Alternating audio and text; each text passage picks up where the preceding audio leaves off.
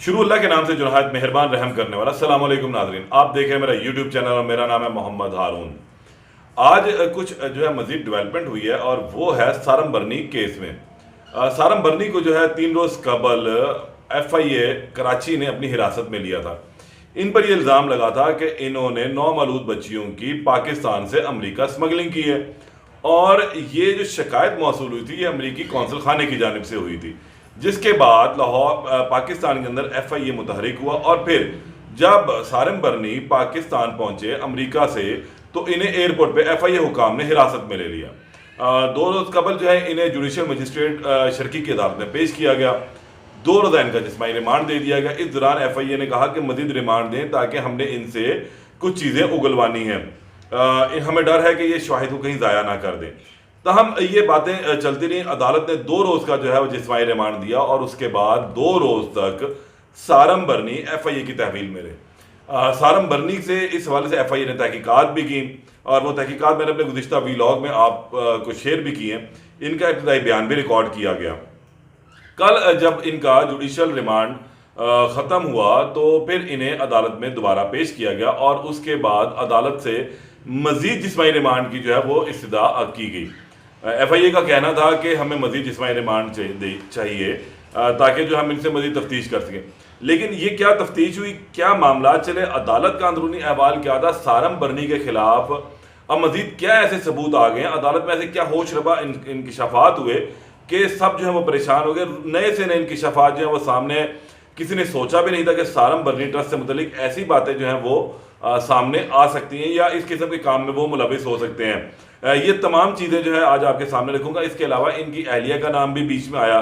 उनकी गिरफ्तारी के हवाले से भी जो है वो बातें हुई कि उनको भी अब शायद गिरफ्तार कर लिया जाएगा। इसके अलावा जो बच्चियां नौमालूद थी, इसके साथ साथ जवान लड़कियों का मामला भी जो है वो सामने आ रहा है कि शायद ये किसी जवान लड़की के भी को मुंतकिल करने के हवाले से, स्मगलिंग के हवाले से उसमें मुलविस रहे हैं। ताहम ये तमाम बातें मैं आपको व्लॉग में बताता हूँ। इसमें मैं आपको सबसे पहले बताऊँ कि फिजिकल रिमांड ख़त्म होने के बाद जो है सारम बरनी को जुडिशल मजिस्ट्रेट शर्की की अदालत में पेश किया गया और यहाँ पर इनसे इस्तदा की गई अदालत से कि सारम बरनी का मजीद जिस्मानी रिमांड दिया जाए। सारम बरनी जो है FIA ने अब बहुत सारी बातें जो है वो सामने रखी हैं। FIA का कहना है कि सारम बरनी तहकीकात में किसी भी तरह से जो है वो FIA के साथ जो है वो नहीं कर रहे हैं, इनको किसी किस्म का कोऑपरेट नहीं कर रहे। ये इनसे सवाल पूछे जाते हैं, उसके जवाबात नहीं देते हैं। इनसे पूछो कुछ तो ये बोलते कुछ हैं, बताते कुछ और कहते हैं मेरे वकील आएंगे तो वो बताएंगे, आप मेरे वकील से बात करें, आप मेरे वकील से पूछें। जिस पर FIA हुकाम काफ़ी परेशान थे। एक सवालनामा भी इन्हें दिया गया, मुख्तलिफ क्रॉस क्वेश्चनिंग इनसे हुई कि भाई आप हमें दें, लेकिन इन्होंने किसी भी किस्म का जो है उनसे कोऑपरेट करने से जो साफ इनकार कर दिया, जिस पर FIA काफ़ी परेशान था और इसीलिए FIA ने इनके मजीद जिस्मानी रिमांड की सजा की कि भाई अब हम इनको मजीद जिस्मानी रिमांड लें, इनसे जो शवाहिद लेने हैं, इनके ट्रस्ट से मुतल्लिक जो बातें हैं वो पूछनी है। इसके अलावा जो मुतासरीन हैं उनसे मुतल्लिक इनसे तफसीलात लेनी है, कहाँ कहाँ कब कब किस किस मुल्क में किस किस जोड़े को जो है इन्होंने जो बच्चियां हैं वो हैंड ओवर किए हैं, उनको मुंतकिल किया या उनको गोद दिया है।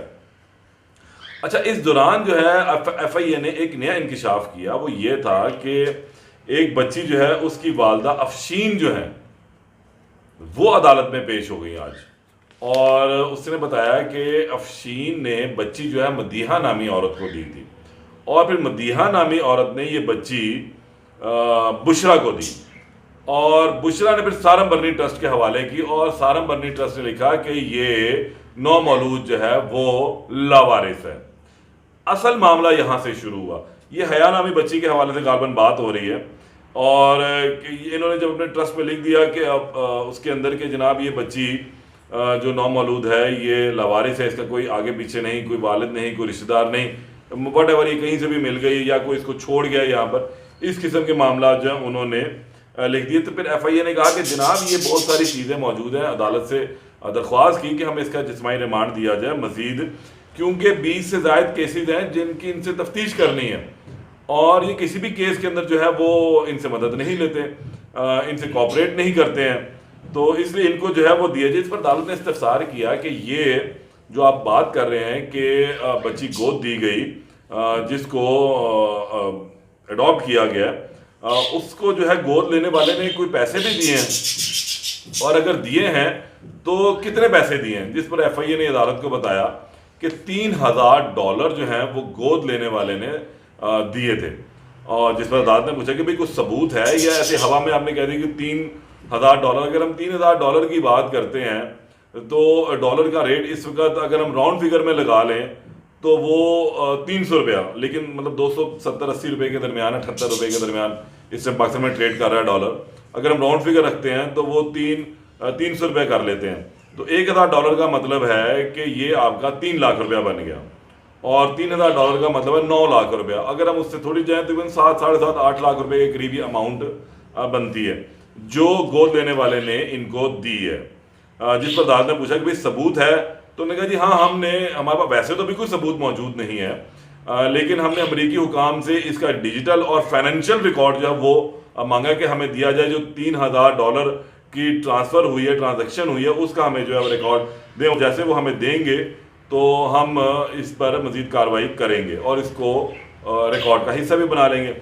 FIA ने यहाँ पर एक अजीबोगरीब इस्तदा की, और वो इस्तदा ये थी कि उसका कहना था FIA वकील का कि सर इस केस का इन कैमरा ट्रायल किया जाए, इसमें बच्चियों के मुलव्वस होने का जो है से मुतल्लिक ये केस है, और इसमें एक मुनज़्ज़म गिरोह जो है शामिल है।